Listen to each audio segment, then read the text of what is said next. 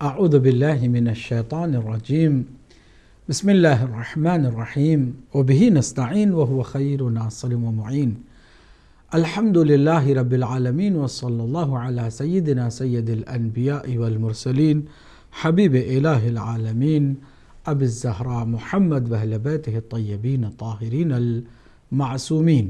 أما بعد، قال الله الحكيم في كتابه الكريم: بسم الله الرحمن الرحيم إنما يريد الله ليذهب عنكم رجس أهل البيت ويطهركم تطهيرا. صدق اللہ العلی العظیم.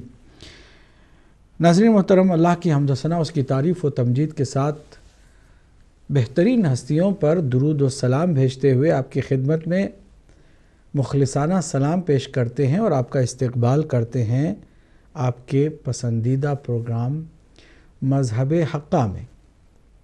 اللہ کے نبی صلی اللہ علیہ وآلہ وسلم نے اپنی زندگی ہی میں اپنے صحابہ کرام کو وارن کیا تھا، متنبہ کیا تھا کہ دیکھو میرے بعد عنقریب میری امت کے 73 فرقے ہو جائیں گے، یہودیوں سے زیادہ، عیسائیوں سے زیادہ، اور ان 73 فرقوں میں 72 فرقے جہنم میں جائیں گے اور صرف ایک فرقہ نجات پانے والا ہوگا کہ جس کا منزل آخر جنت ہوگا.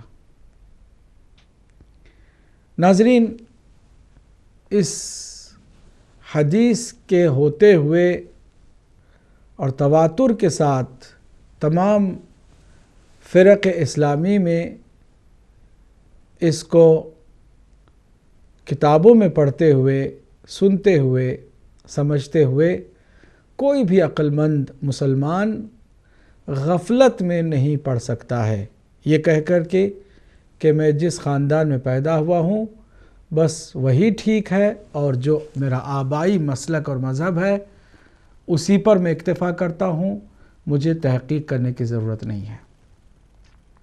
جب خطرہ اتنا زیادہ ہے کہ 73 میں صرف ایک جنت میں جانے والا، باقی جہنم میں جانے والے ہیں، ایک ہی جنت میں جانے والا ہے، تو پھر ہر کسی کو تلاش کرنا پڑے گا. آپ کی زندگی کو تحقیق کی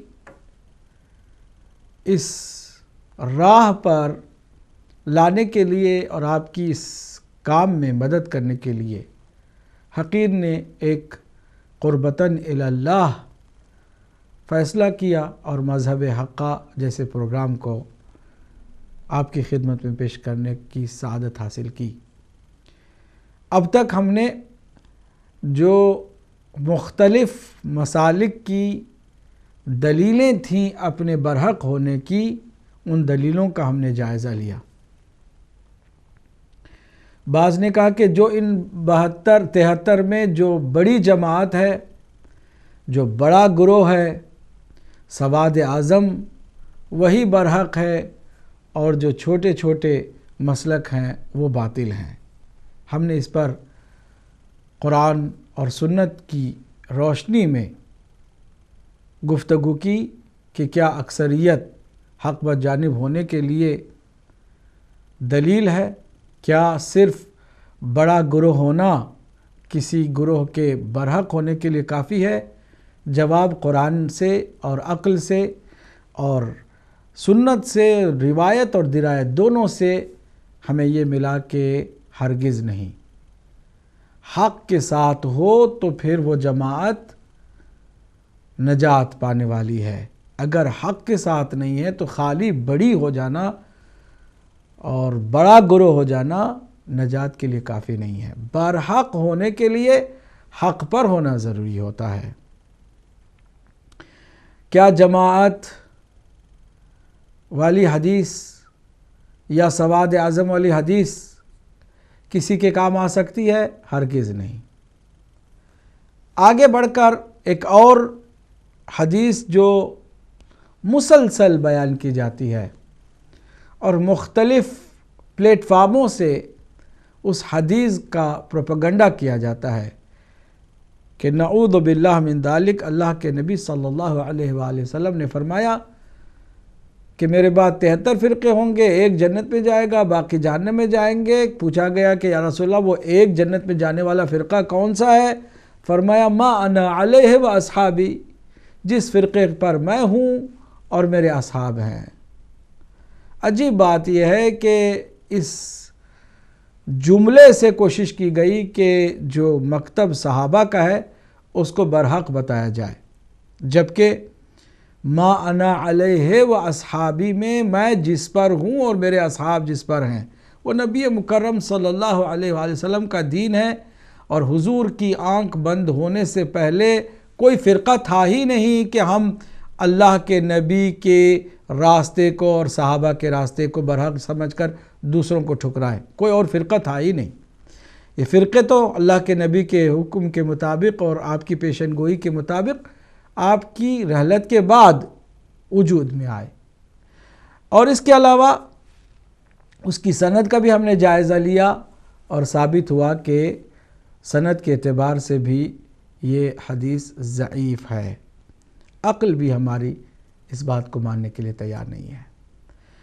اگر کوئی کہ صحابہ کا مکتب، تو صحابہ کا مکتب اس وقت برحق ہو سکتا تھا جب سارے صحابہ ایک ہی مذہب اور ایک ہی مسلک پر ہوتے، جبکہ یہ جتنے بھی فرقے بنے وہ صحابہ کرام کی آپس میں اختلاف کی بنیاد سے بنے، اور آپ کو معلوم ہے کہ جہاد ہوئے، جنگ ہوئے، لڑائیاں ہوئیں، خون خرابے ہوئے، اور ادھر بھی صحابی ادھر بھی صحابی رہے، اور اس کا سب سے خطرناک موقع آپ دیکھیں گے تاریخ میں جنگ صفین ہے، جنگ نہروان ہے، اور جنگ جمل ہے، جہاں پر صحابہ آپس میں دست بگرابان بھی ہیں اور خون خرابہ بھی ہو رہا ہے، اور قتل و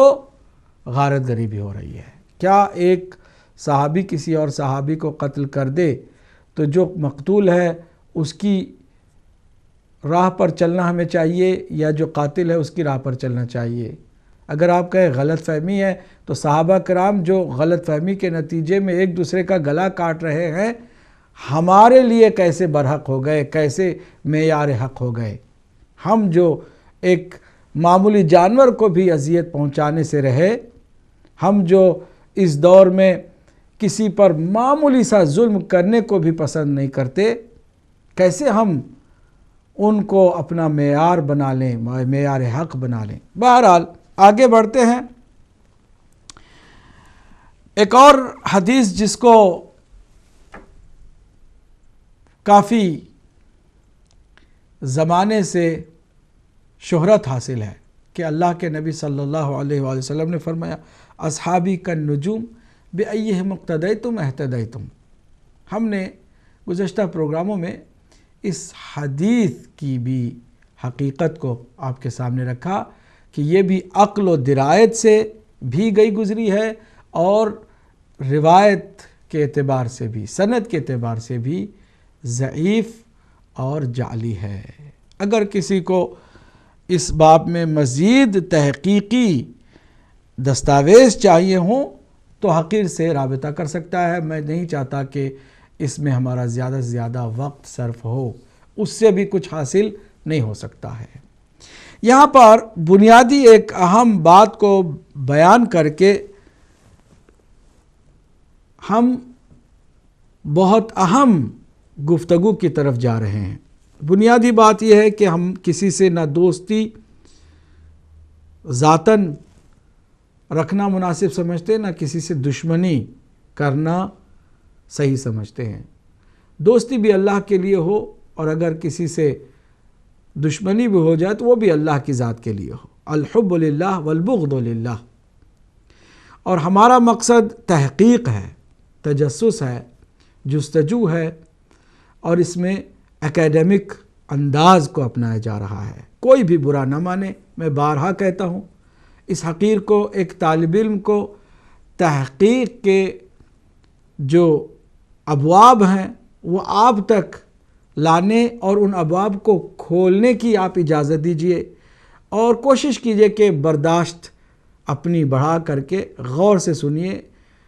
آپ کوشش کیجئے کہ باتوں کو توجہ کے ساتھ سنیے، اور اس کے بعد جو صحیح ہے آپ کو اگر لگے صحیح تو اس کو اپنائیے، اور اگر نہیں لگتا صحیح تو ہرگز آپ مجبور نہیں ہیں، آپ کا نقصان بھی کچھ ہونے والا نہیں ہے، لیکن اگر سنتے رہیں گے تو یقیناً کہیں نہ کہیں کوئی فائدہ آپ کو مل ہی جائے گا۔ اس لیے تمام مکاتب کے میرے سننے دیکھنے والوں سے گزارش ہے کہ مؤدبانہ ہماری ان عرائض کو، معروضات کو آپ سنیے، اور ہماری مؤدبانہ گزارش ہے کہ اس کو تعصب کے چشمے سے نہ دیکھیے، بلکہ دیکھیے کہ شاید کوئی اچھی اور صحیح بات آپ کو بھی اپنا خریدار بنا لے۔ ناظرین، ایک بنیادی مسئلہ تحقیق کی راہ میں یہ نظر آتا ہے کہ گو کے 73 فرقے اللہ کے نبی صلی اللہ علیہ وآلہ وسلم نے اپنی امت کے بتائے ہیں، لیکن اگر ہر اختلاف کو ہم ایک فرقے کا نام دیں تو وہ ہزاروں میں ہے۔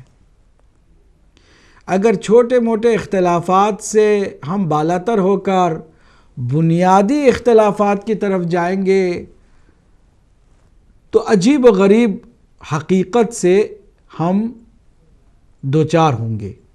حقیقت یہ ہے کہ ایک مکتب ایسا ہے جس کے مقابل میں اگر میں یہ نہ کہوں کہ پورے کے پورے 72 ہیں تو کم از کم اتنا مجھے ضرور کہنے دیجئے کہ 72 مسالک میں میجارٹی، اکثریت مذاہب اور مکاتب کی وہ ہے کہ جو اس ایک کے مقابل میں ہے اور کسی طرح مماثلت اور مشارکت اس ایک مکتب کے ساتھ کرنے کو تیار نہیں ہے۔ اور بنیادی دو ایسے راستے نظر آتے ہیں کہ ایک راستے پر اگر سارے کے سارے 72 نہیں تو اکثریت فرقوں کی چل رہی ہے، اور ایک ایسا راستہ ہے کہ جس پر صرف ایک ہی مسلک ہے جو چل رہا ہے۔ وہ بنیادی اختلاف کیا ہے؟ قرآن سب کی کتاب، اللہ کا نبی سب کا آخری نبی، روز آخرت پر ایمان سب کا ایمان، اللہ سبحانہ وتعالیٰ کی وحدانیت پر یقین اور ایمان سب کا یقین و ایمان، نماز، روزہ، حج، زکوٰۃ، ان امور پر بھی سب کا اتفاق۔ لیکن ایک بنیادی ایسا مسئلہ ہے کہ جس مسئلے میں ہم دیکھتے ہیں تحقیق کرنے والے اور جو تحقیق کی راہ پر چلتے ہیں وہ دیکھتے ہیں کہ اس ایک مسئلے میں ایک مسلک ایک طرف ہو گیا ہے، اور باقی اگر میں یہ نہ کہوں کہ 72 کے 72 تو اکثریت مسالک کے لوگوں کا عقیدہ دوسری طرف ہو گیا ہے، اور اس میں واضح ایک اور 72 کے درمیان فرق نظر آتا ہے۔ توجہ آپ کی رہے گی، میں اس کو اور تھوڑا سا واضح کروں۔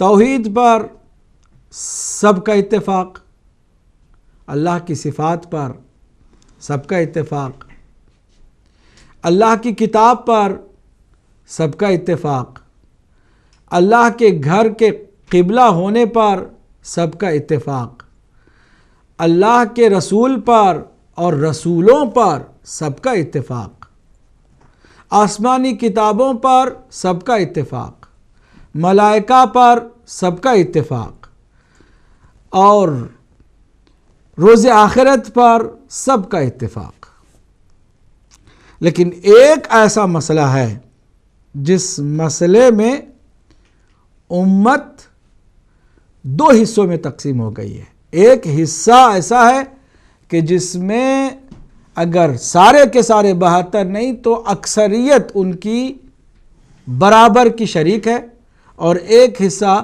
صرف اور صرف ایک ہی مکتب کا ہے، جس کے اوپر ایک ہی مکتب کا ایمان ہے۔ ناظرین، وہ مسئلہ کیا ہے؟ وہ مسئلہ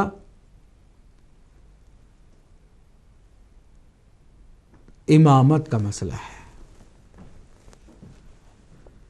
توجہ سنیے، توجہ سے سنیے۔ اکثریت مسالک کی، امت مسلمہ کے اندر اکثریت مذاہب کی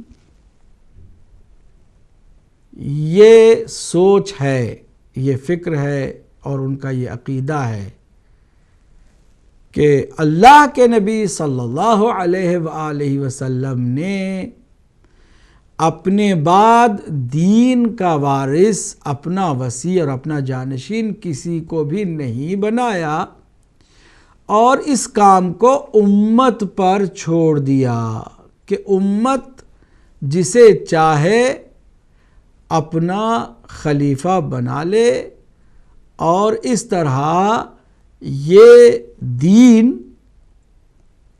کسی اور کی مہربانی سے چلتا رہے،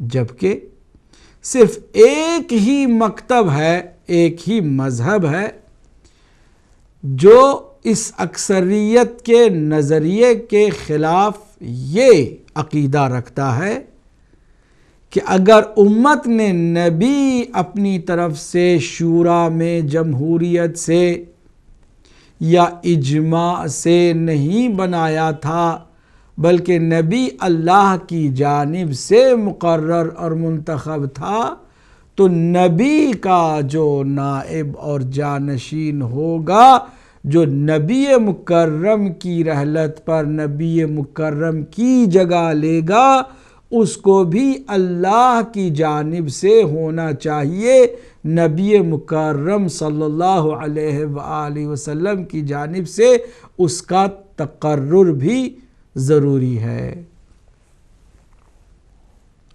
یہاں پر جو بنیادی اختلاف ہے واضح ہو جاتا ہے، باقی جو جزوی اختلافات ہیں اور جو مشترکات ہیں وہ اپنی جگہ پر ہیں۔ مشترکات بہت زیادہ ہیں، اس میں کوئی شک نہیں ہے، مشترکات کے مقابل میں اختلافات بہت کم ہیں، اس میں بھی کسی کو شک نہیں ہے۔ لیکن جب آپ تحقیق کی راہ پر چلتے ہیں اور آپ جاننا چاہتے ہیں کہ 73 فرقوں میں ایک فرقہ کون سا ہے کہ جو نجات دے سکتا ہے اور امت کو ہلاکت سے بچا سکتا ہے، تو آپ کے سامنے یہ ایک حقیقت بھی سامنے آ جاتی ہے۔ وہ کیا ہے کہ اکثریت مسالک کی امت مسلمہ کے اندر وہ ہے کہ جو اس بات کی قائل ہے کہ نبی مکرم صلی اللہ علیہ وآلہ وسلم نے اپنی شریعت کو، اپنے دین کو جو کہ قیامت تک چلنے والا ہے، لا وارث چھوڑ دیا، اور امت پر یہ بات چھوڑ دی کہ وہ خود کسی کو اپنی طرف سے اس باغ کا، اس چمن کا والی بنا لے، مالی بنا لے، وارث بنا لے۔ چنانچہ جو کچھ ہوا وہ اسی سوچ کا نتیجہ تھا، اور خلافت اس طرح خود امت کے چند لوگوں کے ہاتھوں میں آئی، انہوں نے ہی فیصلے کیے، انہوں نے ہی کسی کو آگے کیا، ان کی بیعتیں کی گئیں، لی گئیں، اور وہ سلسلہ چلتا رہا، اگرچہ تھوڑی دیر کے بعد وہ دم توڑ گیا۔ اس نظریے کے مقابل میں نظریہ ہے کہ اللہ کے نبی صلی اللہ علیہ وآلہ وسلم نے ہمیں اپنی رحلت سے پہلے اور اپنے پردہ فرما لینے سے پہلے بتا دیا کہ گمراہی سے بچنے کے لیے ہمیں کس کے پیچھے چلنا ہے، کس کی اقتداء کرنی ہے، کس کی اطاعت کرنی ہے اور کس کو اپنا مقتدی بنا کے رکھنا ہے۔ عزیزو، جب یہ نظریہ ہے تو ان کی دلیل بھی ہمیں سامنے رکھنی ہے اور ان کی دلیل بھی سامنے رکھنی ہے، لیکن یہ ایک حقیقت ہے کہ اکثر مسالک اور مذاہب کے بنیادی طور پر نظریے میں اتفاق ہے کہ وہ نبی مکرم صلی اللہ علیہ وآلہ وسلم کے دین کو اور شریعت کو امت کی جانب سے چنے ہوئے خلیفہ کے ذریعے سے سمجھتے ہیں اور سمجھانا چاہتے ہیں اور سمجھنے کی کوشش کرتے ہیں، جبکہ اس کے مقابل میں صرف ایک مذہب ہے جو کہتا ہے کہ نہیں، ہمیں اس معاملے میں بھی اپنی طرف سے کسی کو کچھ بھی بنانے کا حق حاصل نہیں ہے۔ ہم دیکھتے ہیں کہ قرآن اور رسول اکرم صلی اللہ علیہ وآلہ وسلم نے کسی کو اپنا جانشین مقرر کیا تھا کہ نہیں کیا تھا، چنانچہ وہ جو مذہب اہل بیت کہلاتا ہے اس کا یہ دعویٰ بھی ہے کہ یقیناً نبی مکرم صلی اللہ علیہ وآلہ وسلم نے بارہا اور بارہا اپنے بعد کس کی اتباع کی جائے، کس کی پیروی کی جائے، اس کی نشاندہی فرمائی تھی اور واضح طور پر نشاندہی فرمائی تھی۔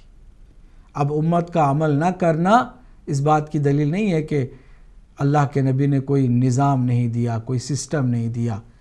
وہ جو نظام امامت کا ہے وہ اللہ کا دیا ہوا نظام ہے، نبی مکرم کا سمجھایا ہوا، پڑھایا ہوا، بتایا ہوا نظام ہے۔ امت نے عمل نہیں کیا، اختلافات ہوئے، تفرقے پیدا ہوئے۔ اگر امت عمل کر لے تو کبھی بھی، آج بھی ہر طرح کی گمراہی سے بچنے کا وہی واحد ذریعہ ہے کہ جس ذریعے کو نبی مکرم صلی اللہ علیہ وآلہ وسلم نے ہمیں بتایا تھا۔ آئیے ان کی دلیلوں کو جو ہم نے اس سے پہلے پیش کیا کہ صحابہ اور آج ہم اپنی دلیلوں کو بھی رکھنے کی کوشش کریں گے۔ تحقیق کے جتنے بھی متوالے ہیں اور متلاشی ہیں، تحقیق کی جستجو کرنے والے، تحقیق سے دلچسپی رکھنے والے ہیں، ان سے گزارش ہے کہ توجہ سے سنیں۔ ایک ہمارا بھی دعویٰ ہے کہ ہم ہی ہیں وہ ایک فرقہ کہ جو نجات پا سکتا ہے اور پاتا ہے اور ہلاکت سے امت کو بچا سکتا ہے، اور وہ مذہب اہل بیت علیہ السلام کہلاتا ہے۔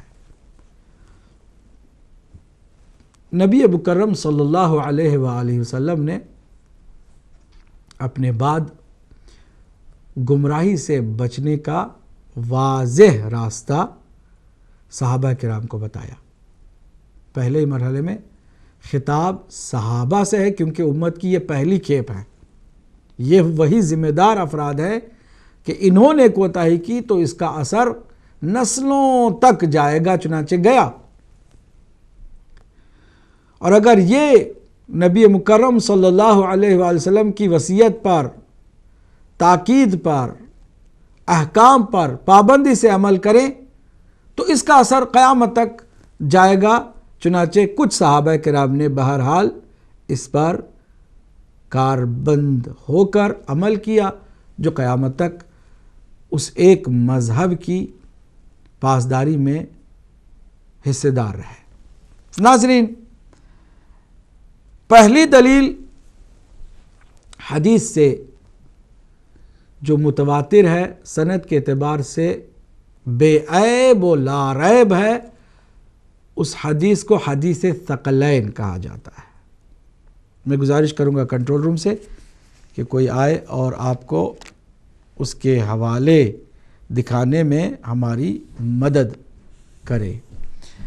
بہت ساری اہل سنت کی معتبر کتابوں میں وہ حدیث جو نبی مکرم صلی اللہ علیہ وآلہ وسلم کی ہے، جسے حدیث ثقلین کہا جاتا ہے، اور جس حدیث کے ہوتے ہوئے کسی اور دلیل کی بھی ضرورت نہیں ہے کہ انسان حضور پاک صلی اللہ علیہ وآلہ وسلم کے بعد کس راستے پر اسے چلنا چاہیے، اس حدیث کے واضح الفاظ اس کے لیے کافی ہوں گے۔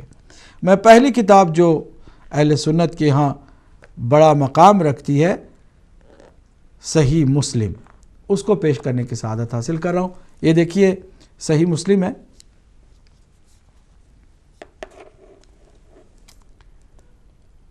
صحیح مسلم، اور للامام ابی الحسین مسلم ابن الحجاج القشیری النیشاپوری۔ یہ اس کو امام نووی نے اس کی شرح بھی لکھی ہے، لیکن اس کی یہ 15 اور 14ویں جلد ہے، اور یہ یہاں پر المجلد الثامن کے نام پر 8ویں جلد کے طور پر ہے۔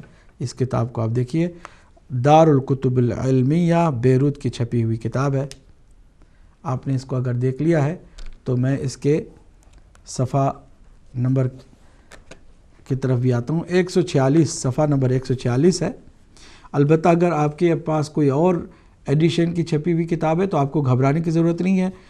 صحیح مسلم میں آپ چلے جائیے، کتاب فضائل الصحابہ، کتاب فضائل الصحابہ میں چلے جائیے، تو آپ اس میں جب جائیں گے تو حدیث نمبر 2408 ہے۔ یہ حدیث نمبر ہے، دیکھیے گا 2408، حدیث نمبر 2408 ہے، اور بہت ہی مستند اور مبارک حدیث ہے۔ اس حدیث کے راوی سارے کے سارے اہل سنت کے معیار رجالی کے اعتبار سے صحیح ہیں، معتبر ہیں، ثقہ ہیں۔ حدیث تفصیل سے یہ ہے کہ اللہ کے نبی صلی اللہ علیہ وآلہ وسلم نے اپنی آخری سال، زندگی کے آخری سال میں جہاں خطبہ ارشاد فرمایا تھا مکہ اور مدینہ کے درمیان، اس خطبے میں جو کچھ آپ نے ارشاد فرمایا تفصیل کے ساتھ اس میں آیا ہے، لیکن اس خطبے کا جو ماحصل ہے وہ آپ کی خدمت میں پیش کر رہے ہیں۔ یہ غدیر خم کا میدان ہے، جہاں پر اللہ کے نبی صلی اللہ علیہ وآلہ وسلم نے اپنے آخری خطبے کو ارشاد فرمایا تھا۔ اس خطبے میں جہاں بہت ساری باتیں بتائی تھیں، وہیں یہ بھی بتایا تھا کہ میرے بعد تمہارا مولا علی ہے، من کنت مولا فہذا علی المولا۔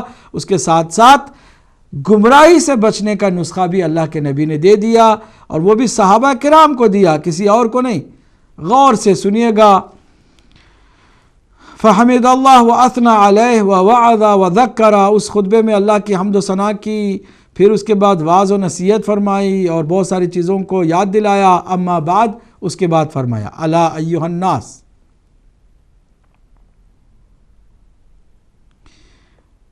الا ایھا الناس، اے لوگو آگاہ ہو جاؤ، فانما انا بشر، میں بھی تمہاری طرح بشر ہوں، یوشک ان یاتی رسول ربی فاجیب، کہ اللہ میرے رب کی جانب سے ایک فرشتہ آیا ہے، یعنی موت کا فرشتہ آیا ہے، فاجیب، میں بھی اسے اجابت کرنے لگا ہوں، یعنی یہ میرا سال آخری سال ہے اور میری موت قریب ہے۔ وَأَنَا تَارِكٌ فِيكُمْ ثَقَلَيْن، صحیح مسلم پڑھ رہا ہوں، اور میں تمہارے درمیان 2 چیزیں، وہ بھی گراں بہا چیزیں، بہت ثقیل چیزیں، وزنی چیزیں چھوڑ کے جا رہا ہوں۔ اولہما کتاب اللہ، پہلی ان میں سے اللہ کی کتاب ہے، یعنی قرآن مجید، فیہ الہدی، اس میں ہدایت ہے، والنور، اور تمہارے لیے روشنی ہے، فخذوا بکتاب اللہ، گمراہی سے بچنا چاہتے ہو تو اللہ کی کتاب کو پکڑ لو، واستمسکوا بہ، اور اس سے تمسک کرو، یعنی ہر معاملے میں تمہیں قرآن کو معیار قرار دینا ہے، قرآن سے تمسک کرنا ہے۔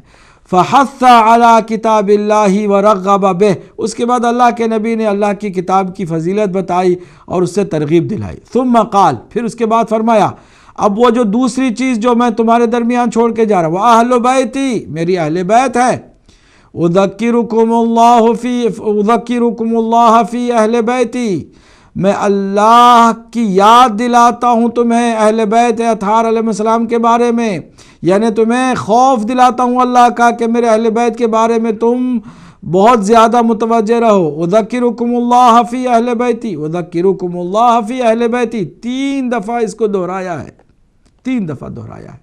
یعنی توجہ سے اس بات کو مجھ سے سن لیں پہلے، یعنی اللہ کے نبی نے صحابہ کرام کو کلیئر، صاف، واضح بتایا کہ میں جا رہا ہوں اور تمہیں بے سہارا نہیں چھوڑ کے جا رہا ہوں، لاوارث چھوڑ کے نہیں جا رہا ہوں، تمہیں بے والی و وارث چھوڑ کے نہیں جا رہا ہوں، دین قیامت تک چلنے والا ہے۔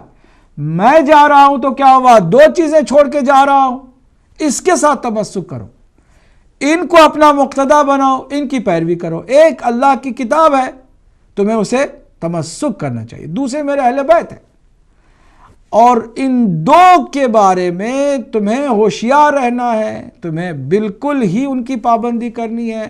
اور یہاں پر خاص کر اہل بیت اطہار کے لیے 3 دفعہ تاکید کیوں فرمائی ہے؟ کیونکہ اللہ کے نبی صلی اللہ علیہ وسلم کی نگاہوں کے سامنے وہ منظر ہے کہ میری ادھر آنکھ بند ہوگی، ادھر امت میری اہل بیت کو چھوڑ کر کہیں اور چل پڑے گی۔ نبی مکرم صلی اللہ علیہ وسلم کو اس کا بھرپور اندازہ تھا۔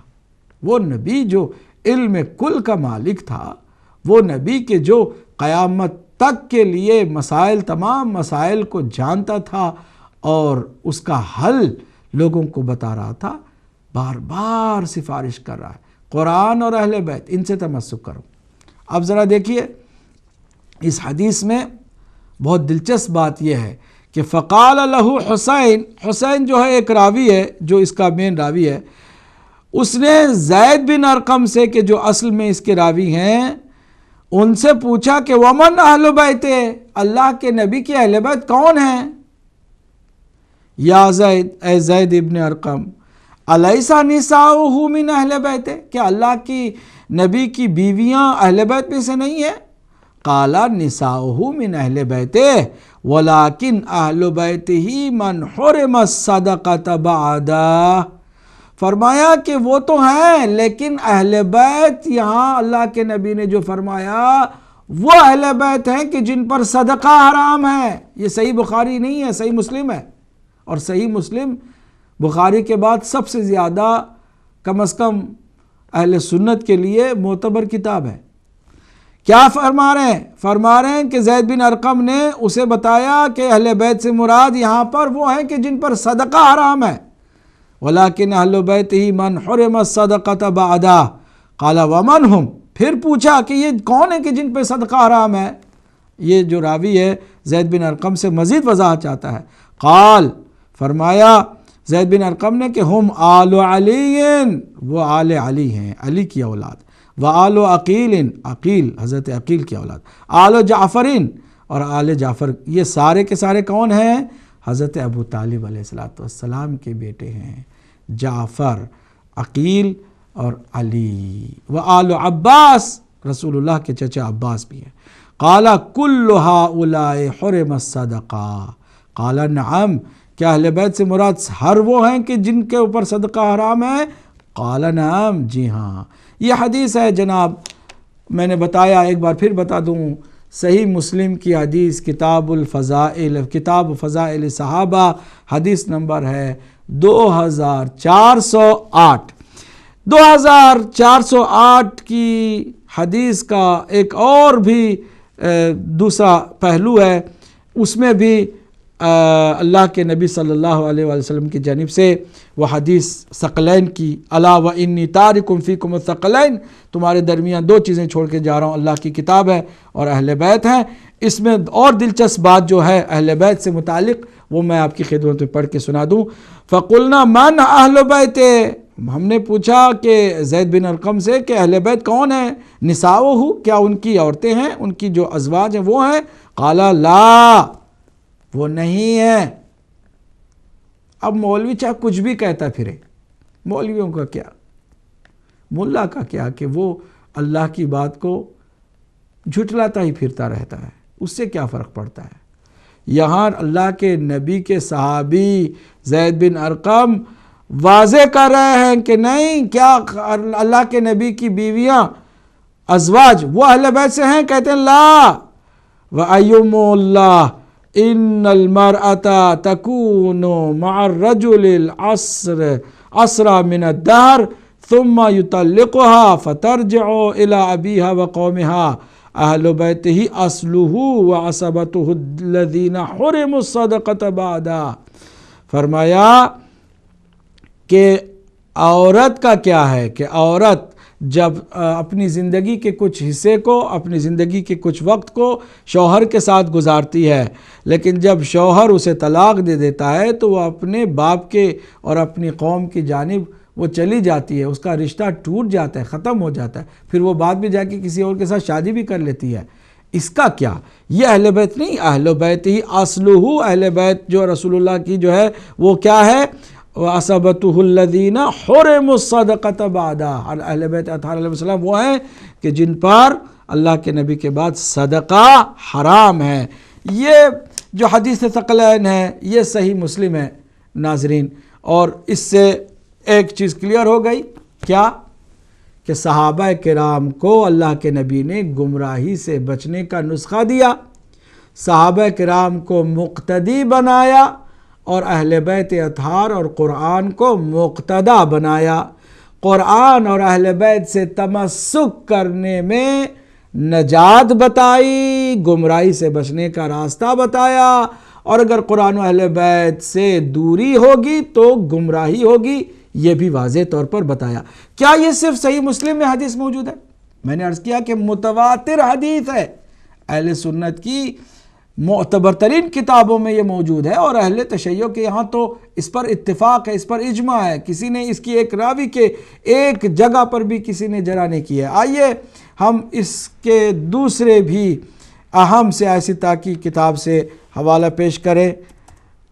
البتہ یہ کئی بار ہم پیش کر چکے ہیں، لیکن چونکہ مذہب حقہ کے اس تحقیقی پروگرام میں ضروری ہے کہ جو تحقیق کی راہ پر چلنا چاہتے ہیں ان کے سامنے بہت ساری چیزوں کو واضح طور پر ہم دوبارہ بیان کریں۔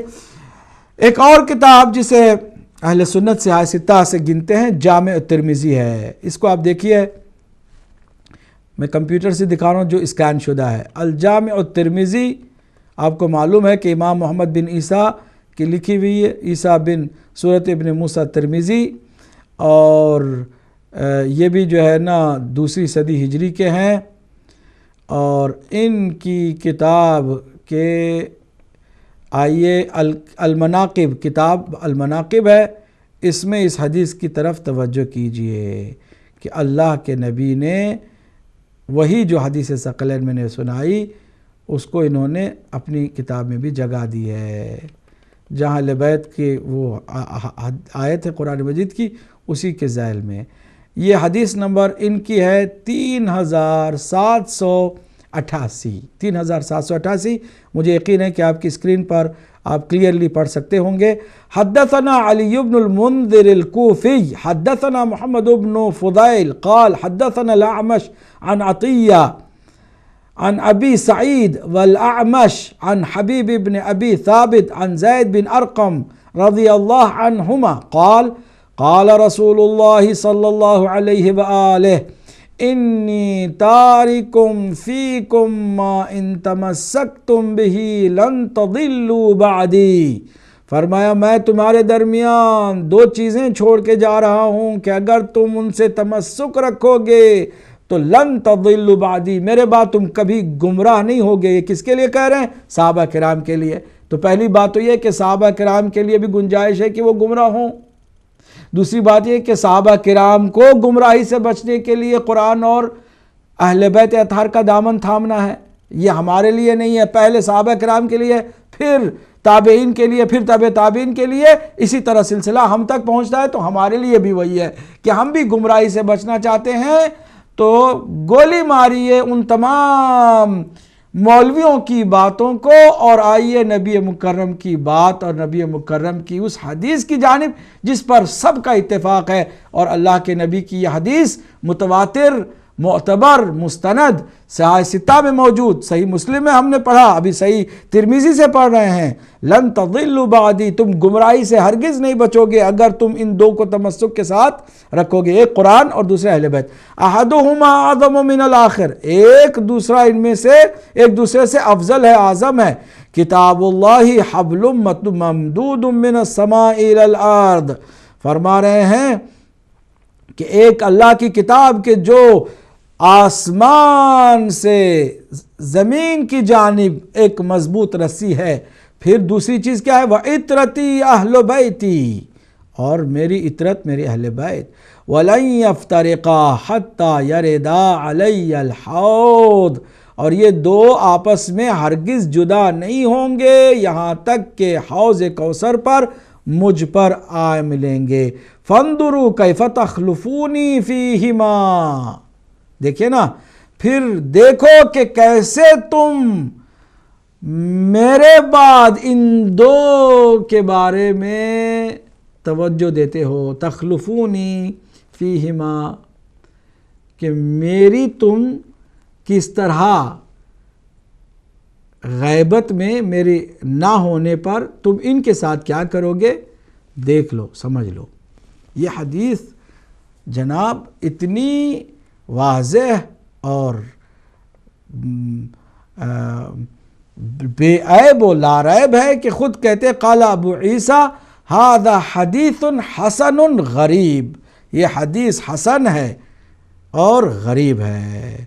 اچھا، اس کے علاوہ بھی اس میں بہت ساری اور بھی حدیثیں ہیں، لیکن میں مزید اور کتاب کو دکھا دوں۔ یہ ہے مسند، ناظرین، مسند الامام احمد بن حنبل، 341 ہجری میں ان کی وفات ہوئی ہے، اور یہ کتاب تیسری جلد ہے جو ہم آپ کی خدمت میں پیش کریں، دارالکتب العلمیہ بیروت لبنان سے چھپی ہوئی ہے۔ اس کے آپ آ جائیں صفحہ نمبر 18 پر، اور مسند ابی سعید الخدری رضی اللہ تعالیٰ عنہ کے باب میں تو آپ دیکھیں گے حدیث نمبر 11109 میں 11110 میں، جہاں پر ابو سعید خدری سے یہ روایت ہے، وہاں زید بن ارقم سے تھی، یہاں ابو سعید خدری سے ہے کہ قال رسول اللہ صلی اللہ علیہ وآلہ وسلم انی تارکم فیکم الثقلین احدہما اکبر من الآخر کتاب اللہ حبل ممدود من السماء الى الارض وعطرتی اہل بیتی وانہما لن یفترقا حتی یردا علی الحوض۔ یہ البتہ مسند ابن حنبل میں ایک جگہ پر یہ حدیث نہیں آئی ہے بلکہ کئی جگہ پر آئی ہے۔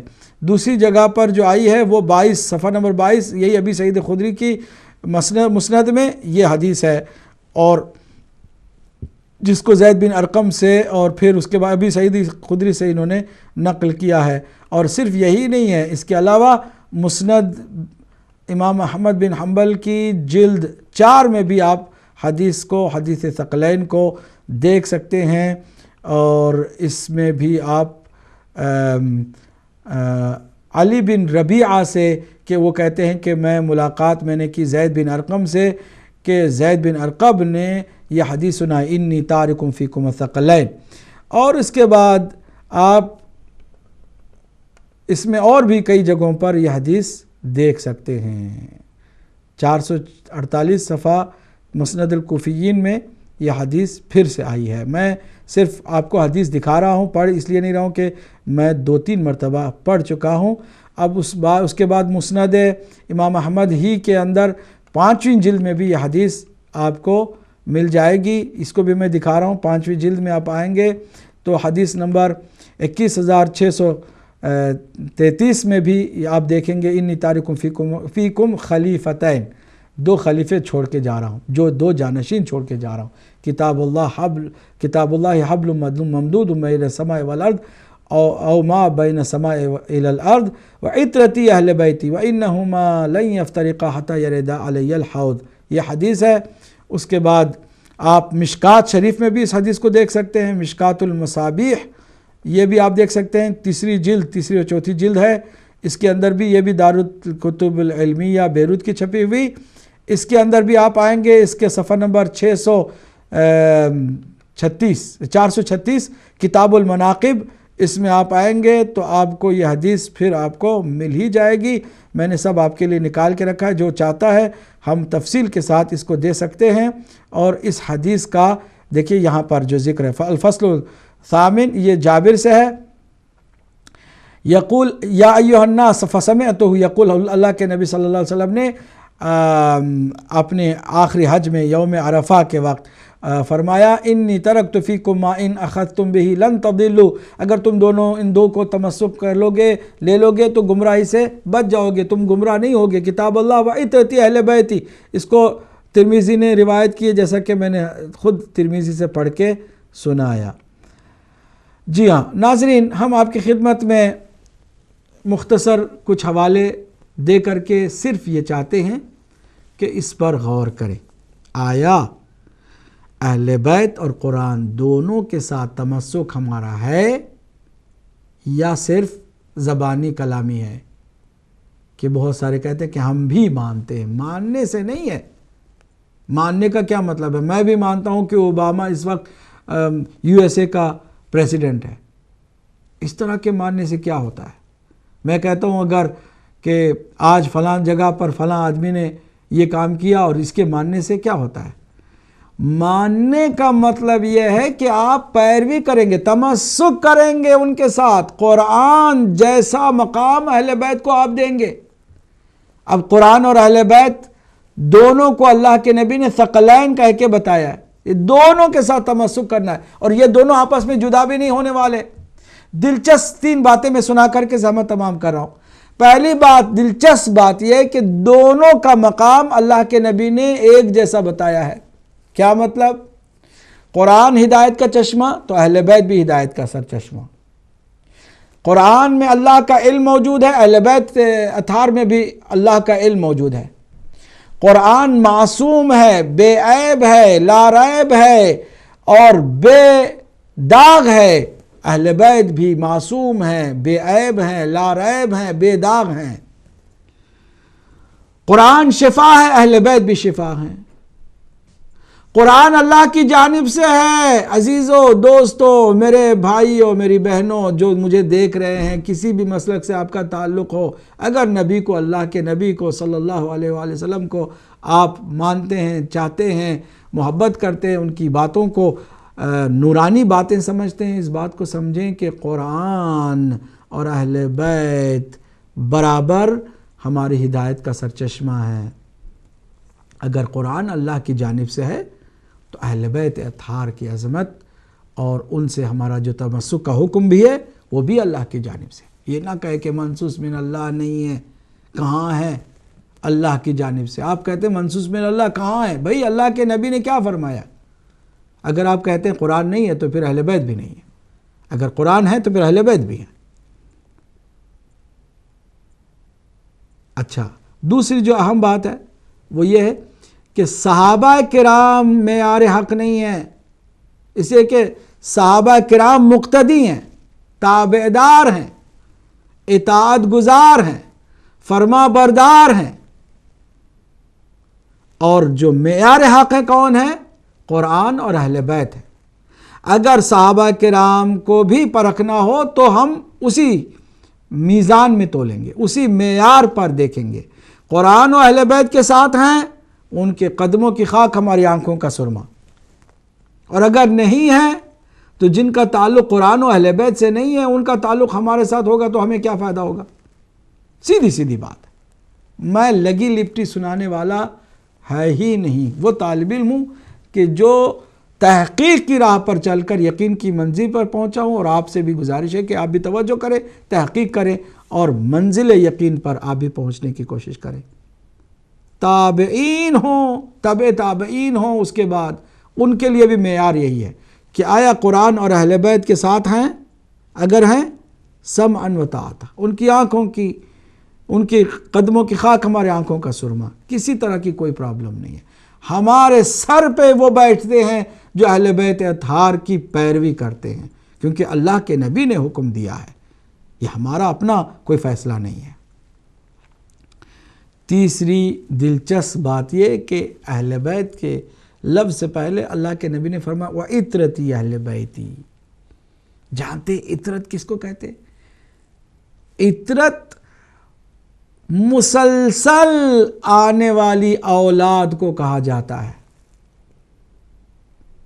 کیا لطیف بات اللہ کے نبی نے اپنے اہل بیت کے لیے فرمایا، وَعِتْرَتِي اہل بیتی۔ قرآن چونکہ قیامت تک رہے گا اور لن یفترقہ سے اہل بیت کو بھی قیامت تک رہنا ہے، تو اہل بیت اطہار میں تسلسل ہے، ایک کے بعد دیگری ہے۔ اللہ کے نبی کی آنکھ بند ہوئی علی ہیں، علی کے بعد حسن ہیں، حسن کے بعد حسین ہیں، حسین کے بعد زین العابدین ہیں، زین العابدین کے بعد امام جعفر صادق ہیں، امام محمد باقر ہیں، پھر امام جعفر صادق ہیں، پھر اس کے بعد امام موسیٰ کاظم ہیں، پھر اس کے بعد امام علی ابن موسیٰ رضا ہیں، اس کے بعد امام محمد تقی ہیں، اس کے بعد امام علی نقی ہیں، اس کے بعد امام حسن عسکری ہیں، اور آج جس زمانے میں ہم آپ سے خطاب کر رہے ہیں، گفتگو کر رہے ہیں، امام مہدی علیہ السلام ہیں۔ امام مہدی کے زندہ ہونے کی بھی دلیل یہی حدیث ہے۔ اگر قرآن ہے تو اہل بیت بھی، اہل بیت کے سلسلے سے بھی کوئی ایسا ہے جو قرآن کی برابری کرے، وہ امام مہدی اور کوئی نہیں ہے، اور نہ کوئی دعوے دار ہو سکتا ہے۔ یہ تین اہم باتیں آپ کی خدمت میں ہم نے پیش کی۔ اب اگر کوئی کسی کو سوال کرنا ہو تو ہم حاضر ہیں۔ پہلے کال کو شامل کرتے ہیں۔ السلام علیکم ورحمۃ اللہ۔ السلام علیکم مولانا صاحب، محسن بول رہا ہوں ملٹن ٹیم سے۔ جی محسن، ماشاءاللہ بہت اچھی گفتگو کی آپ نے، بہت کچھ سیکھا ابھی میں نے۔ جی بس میں آپ کی توجہ دو باتوں پر پہنچانا چاہتا ہوں آپ کے اپریزل کے لیے، کہ قرآن مجید ہے مکمل نور، تو حضور صرف اس کے ساتھ چھوڑ سکتے ہیں کہ جو مکمل نور ہو، بے شک۔ پہلی بات۔ دوسری اور دوسری بات یہ ہے کہ جب قرآن مجید میں آیت ہے جو مجھے نشان نہیں مل رہا ابھی فی الحال، یاد نہیں آ رہا، وہ یہ ہے کہ حضور کے جو اس کے اوپر بھی ہمیں ایمان لانا ضروری ہے جو نور حضور کے ساتھ نازل ہوا، اور یہ قرآن کی آیت ہے، اس کے اوپر تو کوئی کنٹروورسی ہونی نہیں چاہیے۔ جی تو اگر ہو سکے، اگر میں صحیح کہہ رہا ہوں تو اس کے اوپر بھی تھوڑا آپ الیبریٹ کر دیں۔ ٹھیک ہے، ٹھیک ہے جی۔ اگلے کال کو شامل کرتے ہیں۔ السلام علیکم ورحمۃ اللہ۔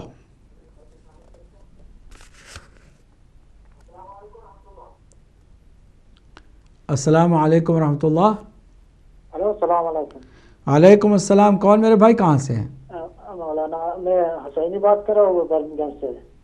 حسینی صاحب برمنگھم سے، فرمائیے۔ جی مولانا صاحب، کیسے ہیں آپ؟ ٹھیک ہے الحمدللہ الحمدللہ۔ مولانا صاحب، خدا کی قسم جب بھی آپ لائیو پروگرام کرتے ہیں اور میں سب سے پہلے بسم اللہ کر کے آپ کی سلامتی کے لیے ضرور شریف پڑھتا ہوں۔ شکریہ، بہت بہت شکریہ، اللہ آپ کو بھی سلامت رکھے۔ جتنے بھی آپ اس طرح کی خدمت کرے خدا اس کے لیے آپ کو اجر عظیم دے۔ الہی اور جو لوگ بھی مثلا ہدایت پانا چاہتے ہیں اور اس کو صرف ایک بار اپنے آپ کو مثلا چانس دے، اپنے دل کو کھول کے، مثلا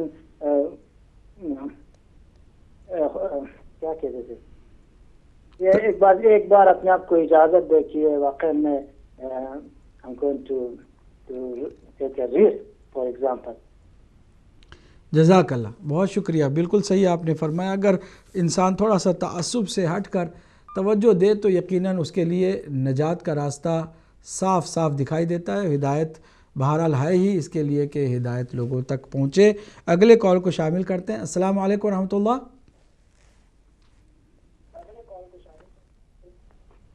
ہلو جی السلام علیکم ورحمۃ اللہ۔ السلام علیکم۔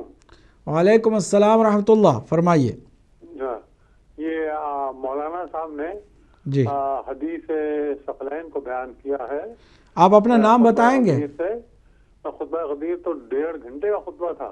جی جی. اور اس کو پورے خطبے کو کیوں نہیں بیان کرتے؟